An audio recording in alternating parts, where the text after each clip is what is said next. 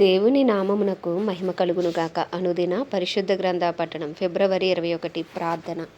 దయగల తండ్రి, కృపగల దేవ, పరిశుద్ధుడానికి వందనాలు, స్తోత్రాలు. గడిచిన దినములు నీ కృపలో జ్ఞాపకం చేసుకుని మరి ఒక నూతన దినము ఆయుష్ను ఆరోగ్యం నుంచి మాకు దయచేశారు. మీకు వందనాలు ప్రభా. ఈ దినం వాక్యము ద్వారా మాతో మాట్లాడండి, మమ్మల్ని బలపరచండి అయ్యా. వినిన వాక్యం మా హృదయాల్లో ఫలింపచేయమని యేసుక్రీస్తు అతి పరిశుద్ధ నామములో అడిగి వేడుకుంటున్నాం మా పరమ తండ్రి. ఆమేన్. సంఖ్యాకాండము 19-20 అధ్యాయములు. 19వ అధ్యాయం. యెహోవా మోషే అహరోనులకి ఇలాగు సెలవిచ్చెను. యెహోవా ఆజ్ఞాపించిన ధర్మశాస్త్ర విధి ఏదనగా, ఇశ్రాయేలీయులు కళంకము లేనిదియు మచ్చలేనిదియు ఎప్పుడునూ కాడి మోయనిదియు అయిన ఎర్రని పెయ్యను నీ యొద్దకు తీసుకుని రావలను అని వారితో చెప్పుము. మీ యాజకుడైన ఎలియాజరుకు దానిని అప్పగింపవలెను. ఒకడు పాలెం వెలుపలకు దాన్ని తోలుకొని పోయి అతని ఎదుట దానిని వధింపవలెను. యాజకుడైన ఎలియాజరు దాని రక్తంలోనిది కొంచెం వ్రేలితో తీసి ప్రత్యక్షపు గుడారం ఎదుట రక్తంలో కొంచెము 7 మారులు ప్రోక్షింపవలెను. అతని కన్నుల ఎదుట ఒకడు ఆ పెయ్యను దహింపవలెను. దాని చర్మమును, మాంసమును, రక్తమును, పేడయును దహింపవలెను. మరియు ఆ యాజకుడు దేవదారు కర్రను, హిస్సోపును, రక్తవర్ణపు నూలును తీసుకుని ఆ పెయ్యను కాల్చుచున్న అగ్నిలో వాటిని వేయవలెను.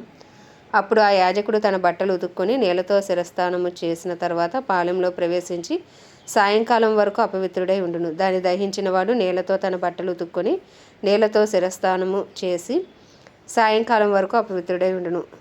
మరియు పవిత్రుడైన ఒకడు ఆ పెయ్య యొక్క భస్మమును పోగు చేసి పాలెం వెలుపలను పవిత్ర స్థలమందు ఉంచవలను. పాప పరిహార జలముగా ఇశ్రాయేలీల సమాజమునకు దాన్ని భద్రము చేయవలను. అది పాప పరిహారార్థ బలి. ఆ పెయ్య యొక్క భస్మమును పోగు చేసిన వాడు తన బట్టలు ఉతుక్కొని సాయంకాలం వరకు అపవిత్రుడై ఉండును. ఇది ఇశ్రాయేలీలకును వారిలో నివసించు పరదేశులకును నిత్యమైన కట్టడ. ఏ నరవశమునైనను ముట్టినవాడు ఏ నరశవమునైనను ముట్టినవాడు 7 దినములు అపవిత్రుడై ఉండును. అతడు 3వ దినమున ఆ జనముతో పాపశుద్ధి చేసుకుని 7వ దినమున పవిత్రుడగును. అయితే వాడు 3వ దినమున పాపశుద్ధి చేసుకొనని ఎడల 7వ దినమున పవిత్రుడు కాడు. నరశవమును ముట్టినవాడు అట్లు పాపశుద్ధి చేసుకొనని ఎడల వాడు యెహోవా మందిరమును అపవిత్రపరచువాడగును. ఆ మనుష్యుడు ఇశ్రాయేలులో నుండి కొట్టివేయబడును. పాప పరిహార జలము వాని మీద ప్రోక్షింపబడలేదు గనుక వాడు అపవిత్రుడు. వాని అపవిత్రత ఇంకా వానికుండును. ఒకడు ఒక గుడారంలో చచ్చిన ఎడల దాన్ని గూర్చిన విధి ఇది. ఆ గుడారంలో ప్రవేశించి ప్రతివాడును ఆ గుడారంలో ఉన్నది యావత్తును 7 దినములు అపవిత్రముగా ఉండును. మూత వేయబడక తెరిచిన ప్రతి పాత్రయు అపవిత్రమగును. బయట పొలంలో ఖడ్గముతో నరకబడిన వానినైనను, శవమునైనను, మనిషిని ఎముకనైనను, సమాధినైనను ముట్టువాడు 7 దినములు అపవిత్రుడై ఉండును. అపవిత్రుని కొరకు వారు పాప పరిహారార్థమైన హోమ భస్మములోనిది కొంచెం తీసుకొనవలను. పాత్రలో వేయబడిన ఆ భస్మం మీద ఒకడు పారు నీళ్లు పోయవలను. తర్వాత పవిత్రుడైన ఒకడు హిస్సోపు తీసుకుని ఆ నీళ్లలో ముంచి ఆ గుడారం మీదను దానిలోని సమస్తమైన ఉపకరణముల మీదను అక్కడున్న మనుషుల మీదను ఎముకనే గాని, నరకబడిన వానినే గాని, శవమునే గాని, సమాధినే గాని ముట్టిన వాడిని మీదను దానిని ప్రోక్షింపవలను. 3వ దినమున 7వ దినమున పవిత్రుడు అపవిత్రుని మీద దానిని ప్రోక్షింపవలను. 7వ దినమున వాడు పాపశుద్ధి చేసుకుని తన బట్టలు ఉతుక్కొని నీళ్లతో స్నానము చేసి సాయంకాలమున పవిత్రుడగును. అపవిత్రుడు పాపశుద్ధి చేసుకొనని ఎడల అట్టి మనుష్యుడు సమాజంలో నుండి కొట్టివేయబడును. వాడు యెహోవా పరిశుద్ధ స్థలమును అపవిత్రపరిచెను. పాప పరిహార జలము వాని మీద ప్రోక్షింపబడలేదు, వాడు అపవిత్రుడు. వారికి నిత్యమైన కట్టడ ఏదనగా, పాప పరిహార జలమును ప్రోక్షించువాడు తన బట్టలు ఉతుక్కొనవలెను. పాప పరిహార జలమును ముట్టువాడు సాయంకాలం వరకు అపవిత్రుడై ఉండును. అపవిత్రుడు ముట్టినది యావత్తును అపవిత్రము. దాని ముట్టు మనుషులందరూ సాయంకాలం వరకు అపవిత్రులై ఉందురు.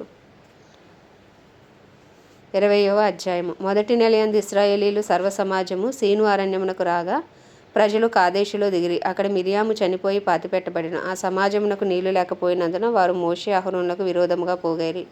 జనులు మోషేతో వాదించుచు, అయ్యో, మా సహోదరులు యెహోవా ఎదుట చనిపోయినప్పుడు మేము చనిపోయిన ఎడల ఎంతో మేలు. అయితే మేమును మా పశువులను ఇక్కడ చనిపోవునట్లు ఈ అరణ్యంలోనికి యెహోవా సమాజమును మీరేలా తెచ్చితిరి? ఈ కాని చోటికి మమ్మను తెచ్చుటకు ఐగుప్తులో నుండి మమ్మను ఏల రప్పించితిరి? ఈ స్థలములో గింజలు లేవు, అంజూరాలు లేవు, ద్రాక్షలు లేవు, దానిమ్మలు లేవు, త్రాగుటకు నీళ్లే లేవనిరి. అప్పుడు మోషే అహరోను సమాజం ఎదురు నుండి ప్రత్యక్షపు గుడారం యొక్క ద్వారంలోనికి వెళ్ళి సాగిలపడగా యెహోవా మహిమ వారికి కనబడెను. అంతటి యెహోవా మోషేకి ఇలాగున సెలవిచ్చెను. నీవు నీ కర్రను తీసుకుని నీవును నీ సహోదరుడైన అహరోనును ఈ సమాజమును పోగు చేసి వారి కన్నుల ఎదుట ఆ బండతో మాట్లాడము, అది నీళ్ళనిచ్చును. నీవు వారి కొరకు నీళ్లను బండలో నుండి రప్పించి సమాజమునకు వారి పశువులకును త్రాగుటకిమ్ము. యెహోవా అతనికి ఆజ్ఞాపించినట్లు మోషే ఆయన సన్నిధి నుండి ఆ కర్రను తీసుకుని పోయాను. తర్వాత మోషే అహరోనుల బండ ఎదుట సమాజమును పోగు చేసినప్పుడు అతడు వారితో, ద్రోహులారా వినుడి, మేము ఈ బండలో నుండి మీ కొరకు నీళ్లు రప్పింపవలెనా అనెను. అప్పుడు మోషే తన చెయ్యి ఎత్తి 2 మార్లు తన కర్రతో ఆ బండను కొట్టగా నీళ్లు సమృద్ధిగా ప్రవహించెను. సమాజమును పశువులు త్రాగెను. అప్పుడు యెహోవా మోషే అహరోనులతో, మీరు ఇశ్రాయేలీయుల కన్నుల ఎదుట నా పరిశుద్ధతను సన్మానించినట్లు నన్ను నమ్ముకొనకపోతిరి గనుక ఈ సమాజమును నేను వారికి ఇచ్చిన దేశంలోనికి మీరు తోడుకొని పోరని చెప్పెను. అవి మెరీబా జలము అనబడెను. ఏలయనగా ఇశ్రాయేలీయులు యెహోవాతో వాదించినప్పుడు ఆయన వారి మధ్యను తను పరిశుద్ధపరచుకొనెను. మోషే కాదేశు నుండి ఏదోము రాజునొద్దకు దూతలను పంపి, నీ సహోదరుడు ఇశ్రాయేలు అడుగునదేమనగా, మాకు వచ్చిన కష్టం యావత్తును నీకు తెలిసినది. మా పితరులు ఐగుప్తునకు వెళ్ళిరి. మేము చాలా దినములు ఐగుప్తులో నివసించితిమి. ఐగుప్తీయులు మమ్మను మా పితరులను శ్రమ పెట్టిరి. మేము యెహోవాకు మొరపెట్టగా ఆయన మా మొరను విని దూతను పంపి ఐగుప్తులో నుండి మమ్మను రప్పించెను. ఇదిగో మేము నీ పొలిమేరల చివర కాదేశు పట్టణంలో ఉన్నాము. మమ్మను నీ దేశమును దాటిపోనిమ్ము. పొలములలో బడి అయినను ద్రాక్ష తోటల్లో బడి అయినను వెళ్ళము. బావుల నీళ్లు త్రాగము. రాజమార్గమున నడిచిపోయేదము. నీ పొలిమేరలను దాటి వరకు కుడివైపునకైనను ఎడమవైపునకైనను తిరగకుండా పోయేదమని చెప్పించాను. ఏదోమీయులు, నీవు నా దేశంలో బడి వెళ్ళకూడదు, నేను ఖడ్గముతో నీకు ఎదురుగా వచ్చేదను సుమి అని అతనితో చెప్పగా, ఇశ్రాయేలీయులు, మేము రాజమార్గముననే వెళ్ళేదము. నేనును నా పశువులను నీ నీళ్లు త్రాగు ఎడల వాటి విలువ నిచ్చుకొందుము, మరేమీ లేదు, కాలినడకనే దాటిపోదుము అంతే అని అతనితో చెప్పినప్పుడు అతడు, నీవు రానేకూడదనెను. అంతటి ఏదోము బహు జనముతోనూ మహాబలముతోనూ బయలుదేరి వారికి ఎదురుగా వచ్చెను. ఏదోము ఇశ్రాయేలు తన పొలిమేరల్లో బడి దాటిపోవుటకు సెలవీయలేదు కనుక ఇశ్రాయేలీయులు అతని యొద్ద నుండి తొలగిపోయిరి. అప్పుడు ఇశ్రాయేలీయులు సర్వసమాజము కాదేశులో నుండి సాగి హోరు కొండకు వచ్చెను. యెహోవా ఏదోము పొలిమేరల యొద్దనున్న హోరు కొండలో మోషే అహరోనులకు ఇలాగు సెలవిచ్చెను. అహరోను తన పితరులతో చేర్చబడును. ఏలయనగా మెరీబా నీళ్ళ యొద్ద మీరు నా మాట వినక నా మీద తిరుగుబాటు చేసితిరి గనక నేను ఇశ్రాయేలీయులకు ఇచ్చిన దేశమందు అతడు ప్రవేశింపడు.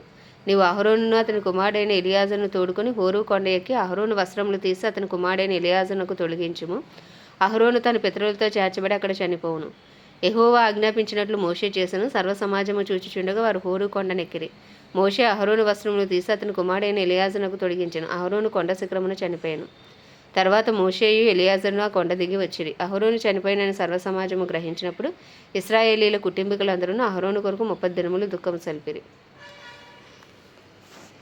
ఆమేన్. దేవుడి పరిశుద్ధ వాక్యము మన వినికిడిలో దీవించునుగాక. ప్రార్థన.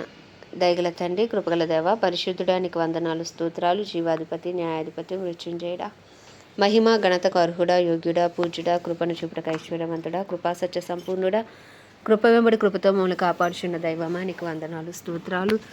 అయ్యా, ఉదయకాలంలో నాయన ఆయుష్ను ఆరోగ్యమునిచ్చి నూతనమైన వాత్సల్యంతో మమ్మల్ని ప్రేమించి మరి ఒక నూతన దినము దయచేశారు, మీకు వందనాలు. అయ్యా, ఉదయకాలంలో మా అపరాధములు, మా పాపములు, మా దోషములు, మా అతిక్రమములు తెలిసి తెలియక చేసిన ప్రతి పాపమును అపరాధమును దయతో క్షమించండి నాయన. నీ పరిశుద్ధ రక్తంతో మమ్మల్ని కడగండి. శిరస్సు నుంచి సిరి పాదం వరకు నీ రక్త ప్రోక్షణతో మమ్మల్ని నుంచి ప్రభా, నీ పరిశుద్ధ రక్తంతో కడిగి శుద్ధీకరించి నిందారహితులుగా నీతిమంతులుగా మమ్మల్ని తీర్చండి ప్రభా. అయ్యా, ఈ దినమంతా నీకు ఇష్టలుగా నాయన మేము జీవించినట్లు నీ కృపను మాకు దయచేయండి. నీ చిత్తానుసారంగా మమ్మల్ని నడిపించండి.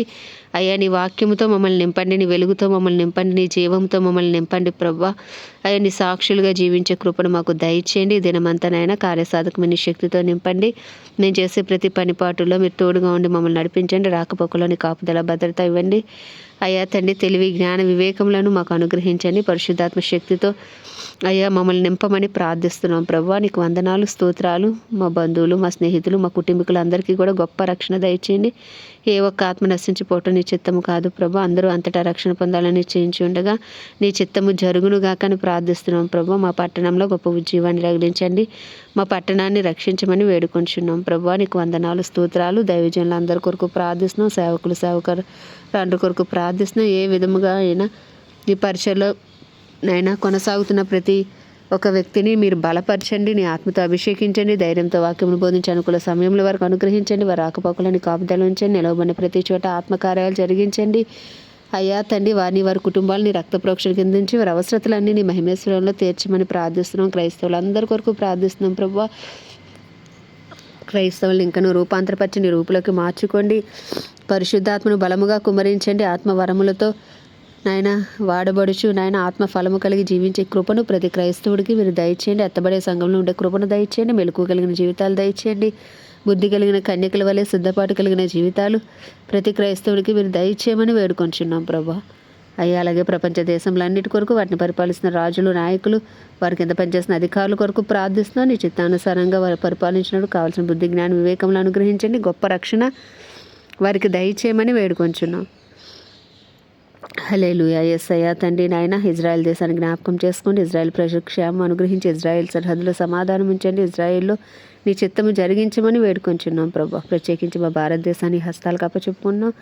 150 కోట్ల భారతదేశ ప్రజల మనోనేత్రాలు వెలిగించండి. హృదయాలు తెరవండి. రాతి గుండెలు తీసి మాంసగుండెలు పెట్టండి ప్రభా. అయ్యా తండ్రి నాయన భారతదేశంలో కడవరి వర్షమే మీరు దిగిరండి. కడవరి ఉజ్జీవాన్ని రగిలించమని వేడుకొంచున్నాం. నీ పేరు పెట్టబడిన నీ జనులు తమను తాము తగ్గించుకుని చేసిన ప్రార్థనలకు యేసు నామంలో జవాబు వచ్చునుగాకని ప్రార్థిస్తున్నాం ప్రభు. మా దేశం శారీరకంగా, మానసికంగా, ఆధ్యాత్మికంగా, ఆర్థికంగా, రాజకీయ పరంగా, సాంఘిక పరంగా అన్ని రంగాల్లో స్వస్థత పొందుకొందునుగాకని ప్రార్థిస్తున్నాం. ఆయా మతోన్మాదులు, మత ఛాదస్వాదుల నుంచి మా దేశానికి విడుదల దయచేయండి. సౌలు పౌలు వలె మార్చబడినట్లు ప్రభు నాయన ఒక బలమైన ఆత్మకార్యం వారి జీవితాలు మీరు జరిగించమని ప్రార్థిస్తున్నాం.